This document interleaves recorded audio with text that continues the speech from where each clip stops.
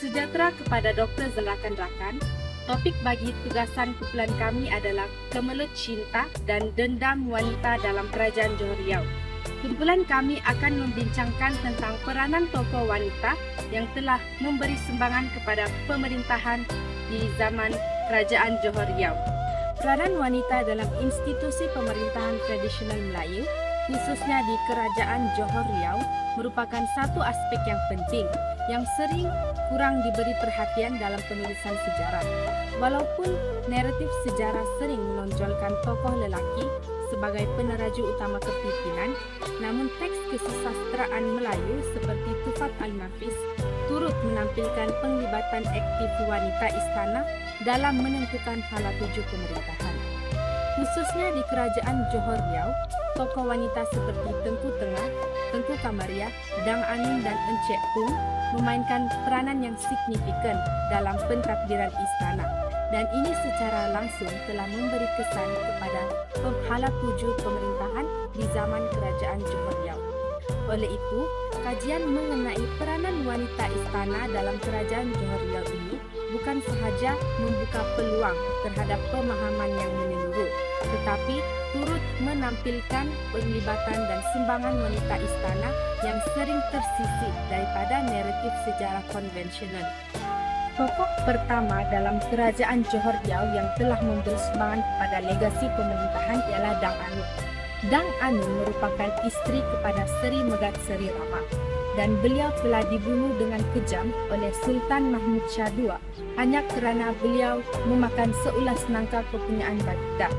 Walaupun perbuatan beliau kecil dan tidak membawa ancaman, Sultan Mahmud Shah tanpa berfikir terus membunuh Dang Anun dengan kejam.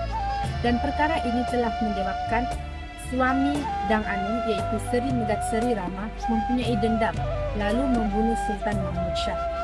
Kesannya, pembunuhan ini bukan sahaja menunjukkan pemerintahan baginda Sultan Mahmud Shah II yang zalim telah berakhir, tetapi ia telah menunjukkan bahawa peranan wanita dapat menyebabkan legasi kepimpinan berubah, di mana pemimpin baharu akan mengambil alih kerana Sultan Mahmud Shah II telah pangkat.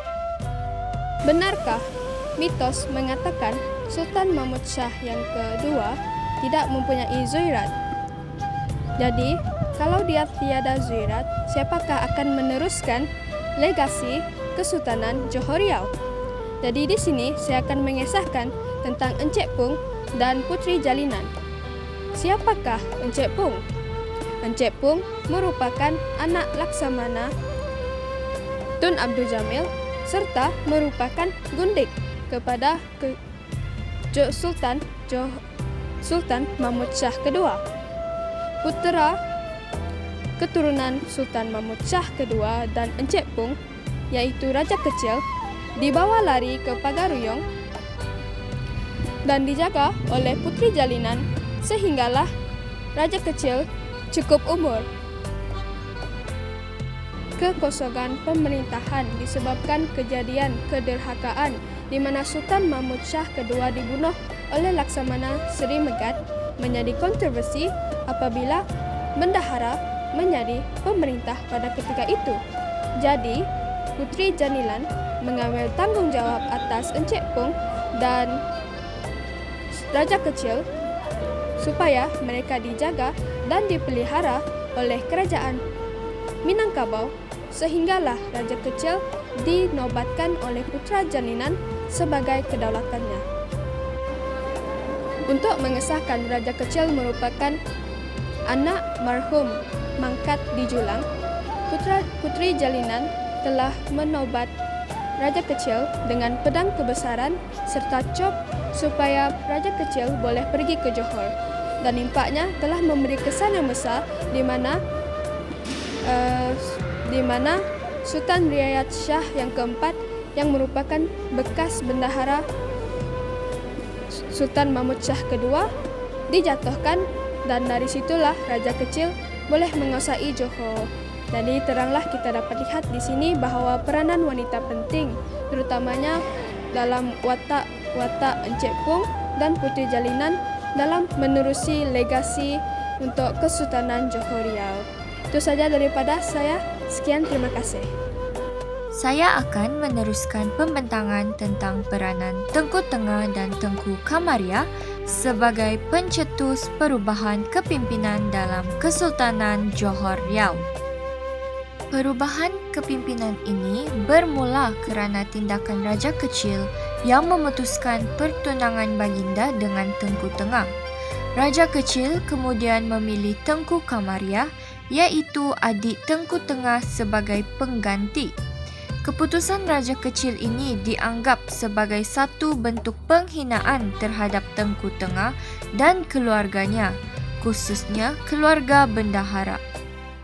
Kemudian, keadaan menjadi lebih tegang apabila Raja Kecil menurunkan pangkat Bendahara Abdul Jalil, iaitu ayahanda kepada Tengku Tengah dan Tengku Kamaria, daripada Sultan kembali kepada jawatan Bendahara. Tindakan ini menimbulkan kemarahan dan rasa tidak puas hati yang mendalam terutama kepada Tengku Tengah dan Raja Sulaiman. Di samping itu, disebabkan ketidakpuasan hati itu, Tengku Tengah dan Raja Sulaiman telah menyusun strategi politik untuk menuntut semula hak kepimpinan yang mereka percayai milik keluarga mereka. Gerakan ini akhirnya membentuk blok politik baharu dalam Istana Johor Riau yang secara langsung mencabar kedudukan Raja Kecil, iaitu Sultan pada masa itu. Seterusnya, Tengku Tengah memainkan peranan penting sebagai penghubung kepada 5 bersaudara Bugis. Beliau telah bersetuju untuk berkahwin dengan Opu Dahing Parani, salah seorang daripada 5 beradik Bugis. Perkahwinan ini bukan sahaja bersifat kekeluargaan tetapi merupakan strategi politik untuk mengukuhkan Pakatan Johor Bugis. Tujuan utama pakatan ini adalah untuk menggulingkan pemerintahan Raja Kecil dan mengembalikan kuasa kepada waris sah, iaitu Raja Sulaiman. Akhir sekali, dengan bantuan ketenteraan daripada Bugis, Raja Kecil akhirnya berjaya disingkirkan daripada takhta dan Raja Sulaiman diangkat menjadi Sultan Johor pada tahun 1722. Peristiwa ini menandakan satu peralihan kuasa secara rasmi sekaligus membuktikan bahawa Tengku Tengah dan Tengku Kamaria merupakan pencetus utama kepada perubahan kepimpinan tersebut. Akhir sekali, wanita dalam kerajaan Johor Riau mampu mengubah seorang lelaki. Sebagai contoh, Tengku Kamaria telah mengubah Raja Kecil dari seorang yang waras kepada menjadi seorang yang tidak waras. Raja Kecil ini sentiasa cuba untuk mendapatkan kembali takhta Johor Riau, tetapi tindakan baginda terhenti selepas baginda mengalami kehilangan insannya yang tersayang, iaitu Tengku Kamaria binti Bendahara Tun Abdul Jalil.